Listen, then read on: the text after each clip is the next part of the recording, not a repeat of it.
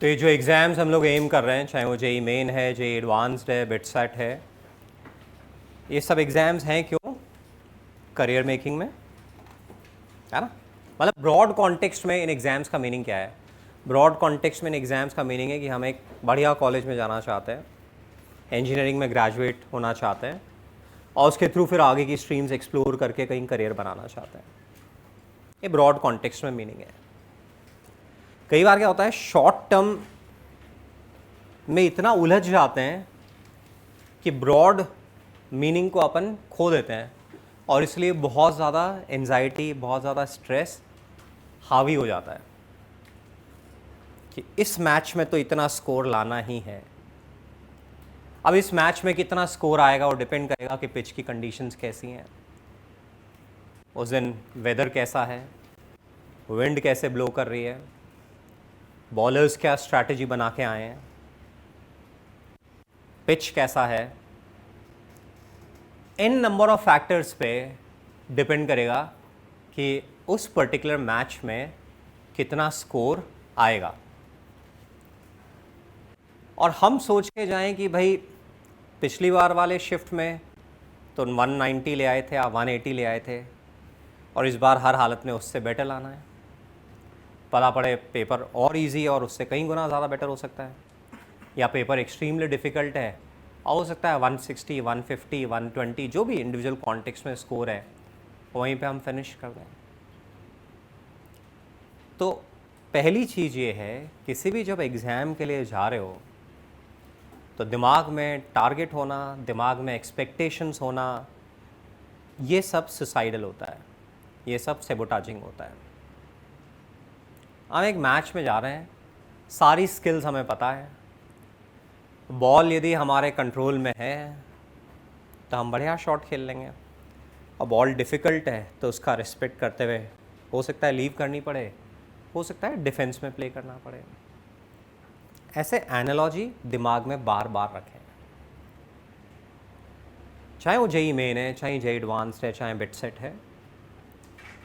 जो सिलेबस आप पढ़ के जा रहे हो उसी सिलेबस में से एग्ज़ाम आना है। कुछ सरप्राइजिंग एलिमेंट होगा, कुछ मीडियम एलिमेंट होगा, कुछ इजी एलिमेंट होगा। ऑन द स्पॉट ही हमें मालूम पड़ेगा कि ये सरप्राइजिंग है, मीडियम है या फिर इजी एलिमेंट है, और उसके हिसाब से हम कॉल लेंगे कि इस समय क्या करना है। तो खुद पे ट्रस्ट रखो, खुद पे ट्रस्ट रखो कि जैसा होगा उस परिस्थिति में सोच के निर्णय लूंगा, लूंगी। I have trust on my discretion. एक दो जगह वो गड़बड़ भी होगा कि आपको मालूम नहीं पड़ा, टाइमली क्वेश्चन डिफिकल्ट था और आप उसमें उलझे रहे। मेरे अकेले के साथ थोड़ी होगा, सबके साथ होगा। तो वो माइंडसेट दिमाग में रहे कि भाई एक तो ब्रॉड कॉन्टेक्स्ट में ये सब करियर के लिए हो रहा है, लाइफ को शेप करने के लिए हो रहा है, और करियर या लाइफ का शेप किसी एक इवेंट से ऑल टुगेदर नहीं होता है। वो इवेंट हो सकता है बहुत बेटर वे में सपोर्टिंग हो सकता है थोड़ा कम सपोर्टिंग हो, बट एक इवेंट लाइफ का पूरा कोर्स डिसाइड नहीं करती है। कल ही एक स्टूडेंट से मिला था, सागर ललवानी, उसके फादर पार्षद थे और अभी रिसेंटली उनकी डेथ हो गई। तो वो बच्चा अपने कज़िन का एडमिशन कराने आया था। सागर शायद 8-10 साल पहले का ग्रेजुएट है, हमारे यहाँ से निकला हुआ है। तो अच्छी प्रोग्रामिंग सीखी थी कॉलेज में, बहुत सारे गूगल के कोर्सेज़ कर रखे थे, सर्टिफिकेशन के कोर्सेज़ कर रखे थे। UPS, University of Petroleum and Engineering Studies, tier 3 में कॉलेज है। आगे होके फ़ोन आते हैं एडमिशन के लिए। वहाँ वो बच्चा गया था जेई एडवांस की तैयारी करने के बाद में, और वो सारे कोर्सेज़ वगैरह किए और कॉलेज से ग्रेजुएट होते हुए 38 लाख के पैकेज से वो जस्ट ग्रेजुएशन के बाद में लिया, जो कि आईआईटी में मुश्किल मिलता है, इतनी ईजिली नहीं मिलता 38 लाख का पैकेज, प्रीमियर टियर 1 कॉलेज में भी। वहाँ से उसने लिया क्योंकि खुद की पर्सनल कैपेसिटीज़, पर्सनल कैपेबिलिटीज़ थी। फिर उसके बाद में वहाँ से भी थोड़े टाइम बाद में एक्सप्लोर करते करते अपना स्टार्टअप स्टार्ट कर लिया। और अभी इधर अपने लेह लद्दाख में कोई एक बेरी होती है जो कि वाइटैलिटी के लिए और ऐसे ओवरऑल वेलबींग के लिए यूज़ में लेते हैं। उस बेरी को वो वहाँ से प्रोक्योर करते हैं, उसका एक्सट्रैक्शन लेते हैं, निकालते हैं और फिर वर्ल्ड वाइड सप्लाई करते हैं। अमेज़ॉन की वो बेस्ट सेलिंग कंपनी है। एज क्या है? हार्डली 32 साल, 30-32 साल या उससे भी कम होगी, 27-28 साल उम्र होगी। तो एक इवेंट डिसाइड नहीं करती लाइफ का कोर्स कि IIT में हुआ तभी, या मेंस में 99.9 या 99.5 या 98 ही आ गया। वो ज़बरदस्ती हम आपको अपने आप को पेन देते हैं ऐसे करके। ये बात कहने वाले आप कह रहा हूँ रेयरली मेरे जैसे 2-4 लोग होंगे। इस बात को समझने वाले रेयरली आप कह रहा हूँ 2-4 लोग होंगे। औरों का समझना इंपॉर्टेंट नहीं है, आपका समझना इंपॉर्टेंट है कि आप इस चीज़ को डीपली समझते हो कि करियर मतलब लॉन्ग टर्म, लाइफ मतलब लॉन्ग टर्म से। लॉन्ग टर्म में सोचते हैं ना तो स्ट्रेस नहीं आता, एंजाइटी नहीं आती, अपने में विश्वास जगता है, अपनी एबिलिटीज़ में विश्वास रहता है। शॉर्ट टर्म में सोचते हैं, एक इवेंट स्पेसिफिक सोचते हैं तो फिर बहुत प्रेशर बिल्डअप हो जाता है। तो हर एग्ज़ाम के पहले सेम कहानी रिपीट करूँगा कि इसके अलावा कुछ और नया है नहीं। हर एग्ज़ाम के पहले यही कहानी रिपीट करूँगा डिफरेंट वर्ड्स में, डिफरेंट एग्जाम्पल्स के थ्रू, बट आपको इसको गहराई से समझना होगा ताकि इन एग्ज़ाम्स को हम बहुत खूबसूरती के साथ दें, बहुत सुकून के साथ दें, ताकि हमारी मेंटल फैकल्टीज़ हमारी इमेजिनेशन के बियॉन्ड वर्क कर पाए, जो कि उनमें कैपेबिलिटी होती है यदि आप रिलैक्स्ड हो तो। कि जितनी आपकी क्षमता है उसके भी वे बियॉन्ड जाके वो कर पाए, थोड़ा सा वहाँ ऑन द स्पॉट चीज़ें देख पाए। मैंने आपके साथ कई बार शेयर किया होगा, bye the grace of God मुझे अपनी तैयारी की पूरी ड्यूरेशन ध्यान है, एक एक इवेंट ध्यान है, और उसमें और I come from a very humble background, जो कि उधार लेके पढ़ने गया था। तो by the grace of God कभी दिमाग में ये नहीं आया कि भैया इसमें सिलेक्शन नहीं हुआ तो क्या होगा, पेपर बिगड़ गया तो क्या होगा, कैसे क्वेश्चंस आएंगे। That is grace of God, I always say. तो अब क्या होता है, डिस्कशन बहुत ज़्यादा होता है, इतने वीडियोस अपन देखते हैं, इतने घर में डिस्कशंस होते हैं, तो ऐसा लगता है बस सब कुछ इसी एग्ज़ाम पर सब हमारा दाव लगा हुआ है, यहीं जुआ है सारा, सारी लाइफ की कमाई यहीं लगा दी। ऐसा कुछ भी नहीं है।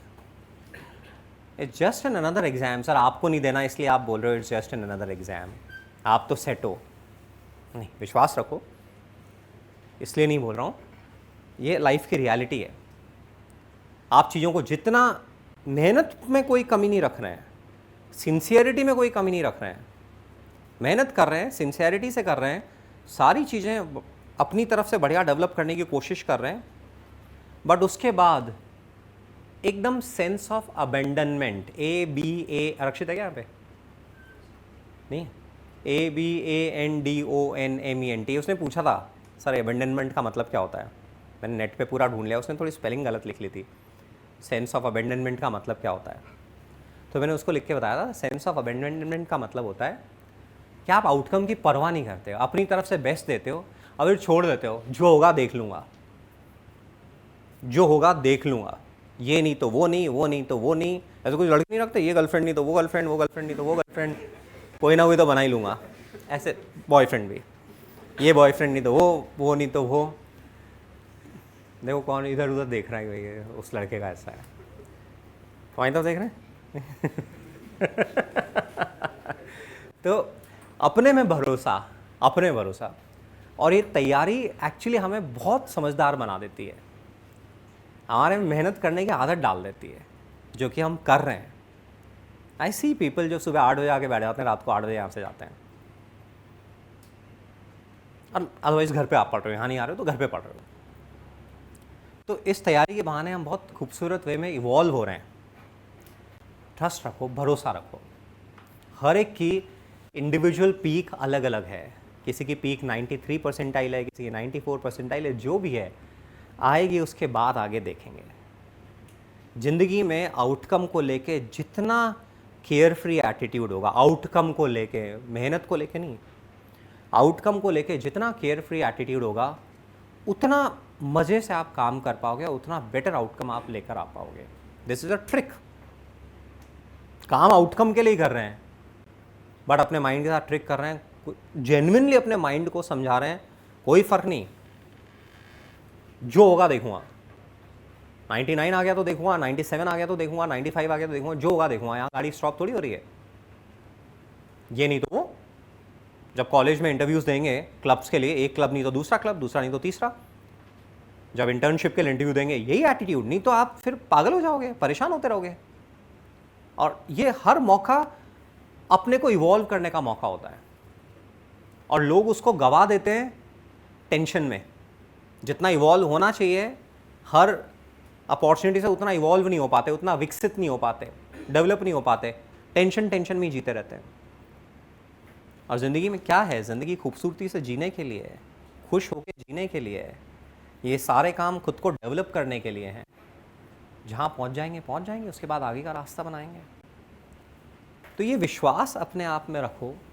अब ये एग्ज़ाम के जैसे जैसे क्लोज आ रहे हैं, यही साइकोलॉजी बहुत मैटर करेगी। खुद को समझाते हो, थोड़ा ब्रॉड, कुछ गलतियाँ कर रखी हैं, कम पढ़ाई करी, सब किया, वो रियलाइजेशन भी बड़ी बात है कि आज आप रियलाइज़ करते हो कि हाँ मैंने बहुत लापरवाहियाँ कर रखी है। वो आपके लिए बहुत इंपॉर्टेंट असेट है यदि आप अपनी लापरवाहियों को दिमाग में रखते हो, उनको हमेशा दिमाग में रखते हो, सोचते हो उनके बारे में कि हाँ मैंने ये लापरवाहियाँ कर रखी हैं, ताकि फिर से रिपीट नहीं हो। तो वो भी खूबसूरत असेट है अपना। और एग्ज़ाम के जैसे जैसे क्लोज आ रहे हैं, रोज़ चिंतन करते हैं अपन, और रोज़ इन फीलिंग्स को जेन्युइनली अपने आप के अंदर सीप करने की कोशिश करते हैं कि मेरा करियर लॉन्ग टर्म वो है, मेरी ज़िंदगी किसी और को प्रूव करने के लिए नहीं है कि 99.9 तो मतलब ये हो गया 99 पॉइंट। मेरी इतनी अनमोल ज़िंदगी किसी के सामने प्रूव करने के लिए नहीं है, चाहे वो पेरेंट्स हो, चाहे कोई भी हो, किसी के सामने वैलिडेशन लेने के लिए नहीं है। ये ठीक है, as a coaching institute owner हमें पब्लिसाइज करना पड़ता है जो हमारे पास रिजल्ट्स आते हैं, और सारा रिजल्ट का इस बार हम लोगों ने इस बार कोशिश की कि 95% के ऊपर सबकी फ़ोटोज़ दें, कि भाई समझे कि 95% में कितनी मेहनत होती है, 93% में कितनी मेहनत होती है। तो कोशिश करते हैं, बट स्टिल लिमिटेड को ही हम पब्लिसाइज कर पाते हैं। बट उसका मतलब ये नहीं कि हम उसकी इंपॉर्टेंस नहीं समझते हैं जो 93 परसेंटाइल ला रहा है, जो बच्चा मेहनत कर रहा है यहाँ पे 2 साल 3 साल। तो इसलिए एक तो ये चीज़ कि मेरा करियर मेरी जिम्मेदारी, और वो मेरी मेहनत से, मेरे डिवोशन से, मेरे इन्वॉल्वमेंट से, मेरे कमिटमेंट से, मेरी ईमानदारी से बनेगा, जो कि मेरे में डे बाय डे डेवलप हो रहा है। जब भी तनाव आए तो अपने वर्जन को ध्यान किया करो जो 2 साल पहले 3 साल पहले था आपका। आप ड्रॉपर में हो तो 3 साल पहले, और आप अभी 12th में हो तो 2 साल पहले जो आपका वर्जन था, वहाँ से कितना इवॉल्व होकर आप आगे आ चुके हो, कितना बेटर साइड पे आप इवॉल्व हो चुके हो। और ये नहीं, इसी स्ट्रीक को आगे कंटिन्यू करोगे तो कितना बेटर आप इवॉल्व होगे। तो कॉलेज एम कर रहे हैं, बट ये दिमाग में मैच्योरिटी रखना कि एक्चुअली कॉलेज अब जो टाइम है, जिस तरह से टेक्नोलॉजी है सबके लिए रीच में है, अब कॉलेज किसी भी बच्चे के लिए रेस्ट्रिक्शन नहीं है। कॉलेज किसी हालत में किसी बच्चे के लिए रेस्ट्रिक्शन नहीं है कि एक पर्टिकुलर कॉलेज में जाके आप रेस्ट्रिक्ट हो रहे हो, क्योंकि जो लर्निंग्स हैं वो हर बच्चे के लिए ओपन है। यहाँ बैठ के आप सारी IITs का डेटा साइंस, कंप्यूटर साइंस का कोई भी कोर्स कर सकते हो, सर्टिफिकेशन ले सकते हो, और एट द एंड एम्प्लॉयर आपका जो कैपेबिलिटीज़ हैं उसी को वैल्यू देगा। लोग नॉर्मल कॉलेज से इतनी शानदार जॉब्स लेके जाते हैं, अपने स्टार्टअप स्टार्ट कर लेते हैं, क्या क्या नहीं कर लेते हैं। मैं ये नहीं कह रहा हूँ कि आप नॉर्मल कॉलेज में जाओ, मैं कह रहा हूँ कि खुल के सोचो, जो मिलेगा देखूंगा मैं। खुद में भरोसा रखो, खुद की मेहनत में भरोसा रखो, और ये बार बार ध्यान दिलाओ कि मेरा ईगो नाम की कोई चीज़ नहीं है, मुझे किसी को वैलिडेट करना है अपने आप को, चाहे वो रिलेटिव्स हो, चाहे वो पेरेंट्स हो, चाहे टीचर्स हो। मेरे सामने कोई वैलिडेशन नहीं चाहिए। मैं आप में से एक एक बच्चे की रेस्पेक्ट करता हूँ जो मेरे को मेहनत करता हुआ दिखता है। लिटरली बोल रहा हूँ, चाहे आपकी रैंक आए, आपका परसेंटाइल नहीं आए, मैं जेन्युइनली आपके लिए रेस्पेक्ट फील करता हूँ। मेरी आइज़ में पानी आ जाता है जब मैं आप लोगों को पढ़ते हुए देखता हूँ, जेन्युइनली मेहनत करते हुए देखता हूँ। I value that. तो इसलिए फालतू का ये ईगो कि मेरे को किस दिखाना है, मैं ये कैपेबल हूँ, कुछ नहीं। हमारी ज़िंदगी किसी को दिखाने के लिए थोड़ी है, हमारी ज़िंदगी खुद के लिए है। हम मेहनत कर रहे हैं, हम अच्छा करने की कोशिश कर रहे हैं, दैट्स इट।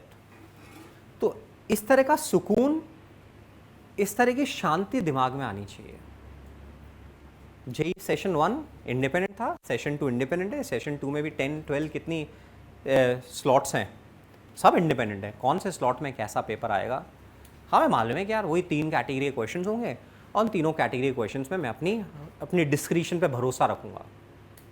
जो ऑन द स्पॉट जितने क्वेश्चंस हो रहे होंगे उनको मैं ठीक तरीके से करूँगा। कोई एक्सपेक्टेशन नहीं है 60 हो जाएं, 50 हो जाएं, 70 हो जाएं, कोई एक्सपेक्टेशन नहीं है, ऑन द स्पॉट देखूँगा। तो ये बार बार अपने दिमाग में डालना, टाइम का डिस्ट्रीब्यूशन सही रखूँगा, टाइम का डिस्ट्रीब्यूशन सही रखूँगा। मैथ्स में मेरी कोई एक्सपेक्टेशन नहीं है, 2 3 4 5 जो भी आपकी मैथमेटिक्स का लेवल है, जितने क्वेश्चंस हो जाएंगे ऑन द स्पॉट मैं देखूँगा। मेरी शीट्स में वर्किंग सिस्टमैटिक होगी, 1 2 3 जहाँ से भी स्टार्ट करेंगे नंबर डलेगा। हर क्वेश्चन का, चाहे आप अटेम्प्ट करते हो या नहीं करते हो, हर क्वेश्चन का नंबर डलेगा। और जो क्वेश्चन नहीं होगा उसको कॉन्शियसली ब्लैंक छोड़ूंगा, चाहे वहाँ पे स्माइली बनाएं, चाहे वहाँ पे ब्लैंक का साइन बनाएं, कॉन्शियसली एक डीप ब्रेथ के साथ में छोड़ूंगा कि ये मैं छोड़ रहा हूँ, ये क्वेश्चन मैं छोड़ रहा हूँ। टाइम का फ्लो ध्यान रखते हुए सब्जेक्ट्स में स्विच करना, ये मैं करूँगा। इस माइंडसेट के लिए मैं प्रिपेयर्ड हूँ कि लाइन से मेरे से 4 से 5 क्वेश्चन सॉल्व नहीं हो, ऐसी पॉसिबिलिटी होगी और उसमें कोई दिक्कत नहीं है। 75 क्वेश्चन है, लाइन से क्वेश्चन सॉल्व नहीं हो रहे हैं मतलब पेपर डिफिकल्ट है, क्वेश्चन सॉल्व करने का और ज़्यादा टाइम मिलेगा क्योंकि कम क्वेश्चन सॉल्व करने होंगे और इत्मीनान से क्वेश्चन सॉल्व करने होंगे। तो ये मेंटली रिहर्स कर रहे हो सकता है एग्ज़ाम की ड्यूरेशन में मेरा कंप्यूटर शट डाउन हो जाए, कुछ और टेक्निकल ग्लिच आ जाए, आएगी, मेरे कंट्रोल के बियॉन्ड है, मैं अपने आप को संभालूंगा और वो चीज़ ठीक हो जाएगी और फिर वापस से पेपर रिज्यूम हो जाएगा। अपन वो टेक्निकल ग्लिचेस को भी साथ में लेके चल रहे हैं कि ऐसा हो सकता है। ये ड्यूरिंग द एग्ज़ाम की बात हो रही है। एग्ज़ाम के पहले कई बार मेंटली विजुलाइज करेंगे कि आप एग्ज़ाम आंखें बंद करके, क्या आप एग्ज़ामिनेशन सेंटर में कॉन्फिडेंटली अपने में भरोसा रखते हुए जा रहे हो।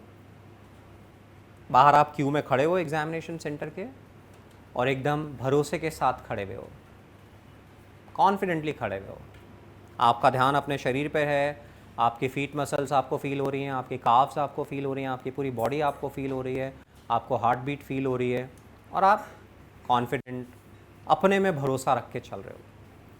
कॉन्फिडेंट का मतलब ये नहीं होता कि सारा सिलेबस आता है, कॉन्फिडेंट का मतलब ये नहीं होता कि टॉप 1% में आप हो, आप किसी भी ब्रैकेट में हो सकते हो। कॉन्फिडेंट का मतलब है कि आपको ये भरोसा है कि मेरे को जितना आता होगा मैं छांट के कर लूँगा और बाकी चीज़ें मुझे अफेक्ट नहीं करेगी। एग्ज़ामिनेशन सेंटर के अंदर आप कूलली कामली अंदर जा रहे हो, जाके आपने जहाँ पे भी आपकी सीट है उसको देखा, वहाँ बैठे और आपने पूरे एग्ज़ामिनेशन हॉल का पूरा अच्छी तरह से स्कैनिंग की, पूरा एक एक चीज़ को आपने अच्छे से ऑब्जर्व कर लिया और ख़ुद को फील कराया मैं यहाँ पे सेटल्ड हूँ, मैं यहाँ पे कंफर्टेबल हूँ, मैं यहाँ पे रिलैक्स्ड हूँ। पूरा एग्ज़ामिनेशन हॉल में आपने वो फीलिंग अपने दिमाग को दी कि मैं यहाँ पे रिलैक्स्ड हूँ।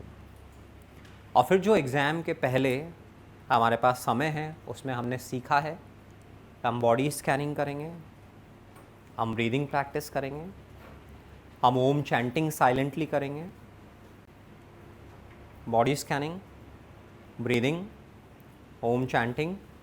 उसके बाद में अलग अलग तरह के पेपर्स को रिकॉल करेंगे और उनमें मेरी किस तरह की स्ट्रैटेजी रहेगी ये वो रिकॉल करेंगे। क्वेश्चंस कितनी तरह के होंगे और तीनों तरह के क्वेश्चंस में आपका रिस्पांस कैसा होगा। कैलकुलेशन डिफ़िकल्ट हो रही होगी तो आपका रिस्पांस कैसा होगा। कोई क्वेश्चन सिलेबस के बियॉन्ड होगा, कभी आपने देखा ही नहीं होगा, तो आपका रिस्पांस कैसा होगा। हर सिचुएशन में आप अपने आप को इमेजिन करोगे, तब तक आपके 20-25 मिनट आधा घंटा हो चुका होगा, पेपर स्टार्ट हो जाएगा। और पेपर को भी करते हुए अपने आप को विजुलाइज कर रहे हो, स्क्रीन पे क्वेश्चन आ रहा है, आप शांति से पढ़ रहे हो, डिसाइड कर रहे हो कि मेरी रीच में है या नहीं है। आपकी रीच में नहीं है, आपने नंबर डाला, स्माइली बनाई या ब्लैंक स्पेस छोड़ा और नेक्स्ट क्वेश्चन में मूव कर रहे हो और वन बाय वन आप पूरा पेपर फिनिश कर रहे हो और एग्ज़ामिनेशन सेंटर से पीसफुली अपने साथ सेटिस्फाई होके बाहर निकल रहे हो। तो एग्जामिनेशन सेंटर के अंदर बाहर क्यू में खड़े होने से लेके और बाहर निकलने तक आप मेंटली कई बार विजुलाइज कर रहे हो उस सिचुएशन को, और वो विजुलाइजेशन आपके लिए पॉसिबल है क्योंकि आपने फेज़ 1 दिया हुआ है, तो आपको मालूम है किस स्पेस में आप जाओगे, तो विजुलाइजेशन और पॉसिबल है। तो क्या होता है, हमारा दिमाग जितना यूज्ड टू होता है ना इवन विजुलाइज करके भी, उतना ही वो कंफर्टेबल फील करता है। तो हर तरह के पेपर को विजुलाइज करो कि पेपर डिफिकल्ट हो रहा है, 4-5 क्वेश्चंस आपसे नहीं हो रहे हैं, कैलकुलेशन डिफिकल्ट हो रही है, आप फिर भी सेटल्ड हो। पेपर ईजी है, आप ओवरवेल्म नहीं हो रहे हो, आराम से कर रहे हो। हर तरह की सिचुएशन को अपने आप को विजुलाइज करके और अपन सेटल कर रहे हैं। ये ठीक है, ये ड्यूरिंग द पेपर की बात की। अपन अपन गाइडेंस वाले वीडियोस अब अवॉइड करेंगे। इनफ गाइडेंस आपके पास है, और चाहिए मुझे फ़ोन मिला लो, आप मुझे फ़ोन मिला लो, मुझे मैसेज कर दो, मुझे वॉइस मैसेज छोड़ दो, रिक्वायरमेंट के हिसाब से video call, voice message, audio call पे मैं आपसे बात करूँगा। I am always available. But अब अपने को नेट पे अपने को अननेसेसरी नहीं जाना है। फालतू के गाइडेंस सेशंस के लिए, अलग अलग तरह की स्ट्रैटेजीज़ के लिए नेट पे जाने की ज़रूरत नहीं है। वी हैव इनफ गाइडेंस, उसके थ्रू अपन मूव करेंगे। स्लीप मेजर इंपॉर्टेंट फैक्टर है ना। 7 से 8 घंटे अपन सो रहे हैं, अच्छी तरह से सो रहे हैं अपन। लास्ट डे भी अपना ऐसा ही हो रहा है, और दोनों शिफ्ट्स में अपन पढ़ाई कर रहे हैं। जो मॉर्निंग शिफ्ट है उसमें भी अपन पढ़ाई कर रहे हैं, और जो आफ्टरनून शिफ्ट है उसमें भी अच्छी तरह से पढ़ाई कर रहे हैं। ठीक है, तो ये बेसिक गाइडलाइंस है जिसको अपने को ध्यान में रखनी है। अपन अपने साथ एक पीस लेकर आ रहे हैं इर्रिस्पेक्टिव ऑफ आवर स्कोर्स। अपनी जितनी गलतियां हैं उनको अपन एक्सेप्ट करते हैं, जितनी गलतियां हैं उनको अपन एक्सेप्ट करते हैं, वो हो गई, वो पास्ट है। और अपने साथ जितनी पीस, जितना एक्सेप्टेंस अपन लेकर आ सकते हैं उसको लाने की कोशिश कर रहे हैं। अपनी सेल्फ एस्टीम बेटर है, अपना अपने में भरोसा है। भरोसा किस चीज़ में होना चाहिए? भरोसा होना चाहिए अपनी मेहनत में, कि मुझे कोई काम मिलेगा, मैं अच्छी मेहनत से करूँगा, मैं पूरे रिसर्च के साथ करूँगा, पूरे डिवोशन के साथ करूँगा। करोगे तो फिर अपने आप आगे बेटर वे में चलोगे। करियर बनाने का यही तरीका है। तो इसलिए केवल इस एग्ज़ाम तक या नेक्स्ट एग्ज़ाम तक सीमित नहीं रखे, अपन थोड़ा ब्रॉड कॉन्टेक्स्ट में रोज़ सोचते हैं, ताकि अपना दिमाग हैबिचुअल रहे और किसी एक इवेंट को ओवर हाइप नहीं कर दें अपन। क्योंकि कोई भी इवेंट आपको प्रूव करके दिखाने के लिए नहीं है कि भैया मैं इसके लिए वर्थ हूँ, या मेरी ये वर्थ है, या मैं इतना इंटेलिजेंट हूँ, या मैं इतना शार्प हूँ। किसको दिखाओगे आप? वो अपने को ध्यान रखना है। पेरेंट्स को मेरे को प्रूव करके दिखाना है, पेरेंट्स को मुझे बहुत अच्छा फील कराना है, पेरेंट्स ने मेरे लिए इतनी मेहनत की है, ये सब बकवास चीज़ें हैं। अपने बस एग्ज़ाम देने जाना है, इसको फालतू में वो इमोशनल नहीं बनाना है अपने को। अपने बस एग्ज़ाम देने जाना है, जो पढ़ रखा है उसको ठीक तरीके से करना है। ये ठीक है? कोई कुछ कहना चाहता है, कोई पूछना चाहता है, कोई भी इस बारे में किस तरह से? तो 3rd को आपका पेपर नहीं है, बाकी 2nd से लेकर 9th तक है, और सबका सेंटर गेगल ही आ रहा है, या किसी का बाहर भी है सेंटर? हाँ, अभी सेंटर आए नहीं है सबके, जिनके आए हैं वो गेगल ही आए हैं। और मेरा ये कहना है, मैं बार बार बोल रहा हूँ, यहाँ रोज़ आओ। कल एग्ज़ाम है तो भी यहाँ पर आओ, 2-4 घंटे यहाँ पे बैठ के पढ़ो, बेटर रहेगा। स्पेस जहाँ मिले, कोने में मिले, जहाँ पे बैठना है, बट यहाँ पे 2 से 4 घंटे रोज़ आओ, थोड़ा आपस में डिस्कशन करो, ताकि एग्ज़ाम के पहले जो स्ट्रेस माउंट होता है वो नहीं हो, आप बड़े इजी वे में एग्ज़ाम देने जाओ। कर सकते हैं क्या हम? हमेशा बोलते हो, पर आते कितने कम लोग हैं। या इसको दूसरे तरीके से बोलें, और लोग आएँ तो और बेटर होगा। जितने ज़्यादा लोग आएंगे उतना बेटर होगा। तो कितने लोग आ रहे हैं रेगुलर में? हैंड रेस करो। कितने लोग आ रहे हैं क्या? आप अलग अलग जगह देख बैठते हो, ठीक है। और कौन नहीं आ रहा है? सक्षम, तुम क्यों नहीं आ रहे हो? तुम आलस क्यों कर रहे हो? मोहित, तुम क्यों आलस कर रहे हो? दोनों भाई क्यों आलस कर रहे हो? कभी कभी का क्या होता है? रात को एग्जाम थोड़ी होगा तुम्हारे लिए स्पेशल। श्योर है 8 को इवनिंग की आएगी तुम्हारी? 8 आ गई है तुम्हारी डेट? एक ही शिफ्ट है 8 को? मतलब फाइनल है क्या एक ही शिफ्ट है इस बार? तुम ऐसा अजम्पशन ले रहे हो? भैया जेई का एग्ज़ाम भी तो 9 से 12 में देना है अपने को, 9:30 12:30, 9:30 12:30, 9 से 12, 9 से 12। आओ यहाँ पे, मिहिर है यहाँ पे, मिहिर नहीं, ठीक है। और कौन नहीं आ रहा है इन दोनों भाइयों के अलावा? तुम क्यों नहीं आ रहे हो? ये तुम्हारे ग्रुप वाले सब आते हैं, तुम क्यों नहीं आते हो? ऋषभ तुम क्यों नहीं आ रहे हो? आ रहे हो, रेगुलर आ रहे हो। और कौन नहीं आ रहा? उशिका तुम भी नहीं आ रही हो, बिल्कुल नहीं आ रही हो। आओगी तो बेटर लगेगा, खुद को ही बेटर लगेगा साथ में बैठोगे तो। ठीक है, और किसी को कुछ पूछना है, किसी कहना है कुछ और? ठीक है, थैंक यू एवरीवन।